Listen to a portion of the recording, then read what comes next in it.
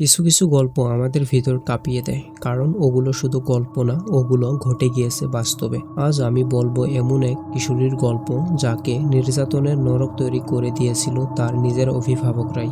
এই কাহিনীটির নাম Sylvia লাইকেন্স murder case, এক ভয়ানক সত্য যা আজও শুনলে শরীর কেঁপে ওঠে।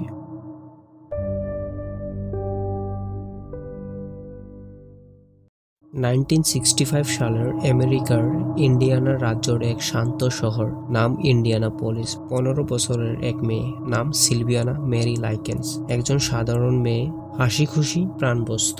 মা বাবা ছিলেন মেলাকর্মী, তাই বছর জুড়ে এক মেলা থেকে আরেক মেলায় ঘুরে বেড়াতেন। তাদের সংসার খুব একটা স্থিতিশীল ছিল না, তাই দুই বোন সিলভিয়া আর জেনিকে তারা কিছুদিনের জন্য রেখে গেলেন এক মহিলার কাছে, নাম গার্ট্রুড বেনিজুয়েস্কি। বাবা মা ভাবলেন তারা নিরাপদ হাতে আছে, কিন্তু তারা জানতেন না এই সিদ্ধান্ত হবে তাদের জীবনের সবচেয়ে বড় ভুল।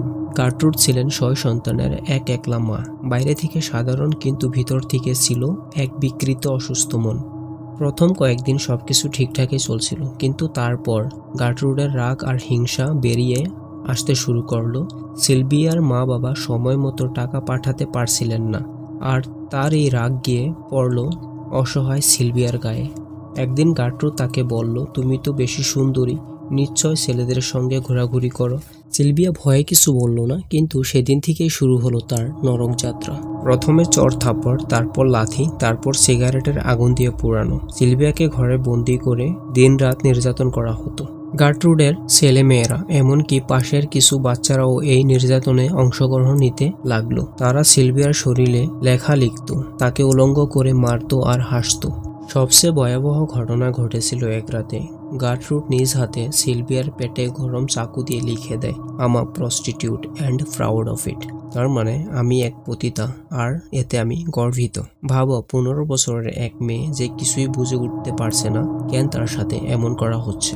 সিলভিয়া ধীরে ধীরে দুর্বল হতে লাগলো, তার শরীরে ক্ষত, জ্বালা, রক্তক্ষরণ, কিন্তু কেউ সাহায্য করলো না। জেনি, তার বোন, সব দেখেও বাধ্য ছিল, কারণ গার্ট্রুড হুমকি দিয়েছিল, তুমি যদি কাউকে কিছু বলো তোমাকেও এমন করে দিব।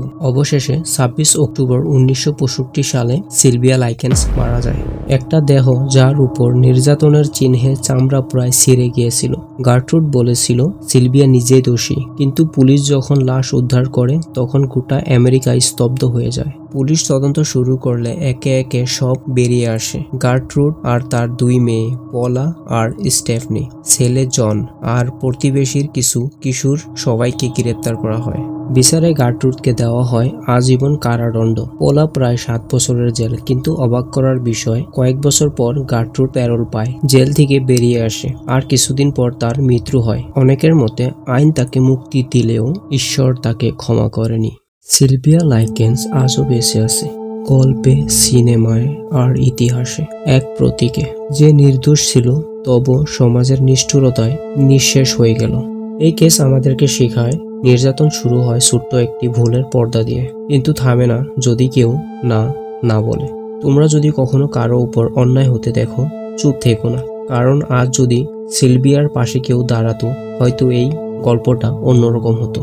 এই ছিল সিলভিয়া লাইকেন্সের সেই ভয়ানক কাহিনী, একটা সত্য যা ভুলে যাওয়া যায় না। তুমি যদি এমন বাস্তব অপরাধের কাহিনী জানতে চাও, তাহলে চ্যানেলটিকে সাবস্ক্রাইব করো, কারণ সত্যি ঘটনাই সবচেয়ে ভয়ানক।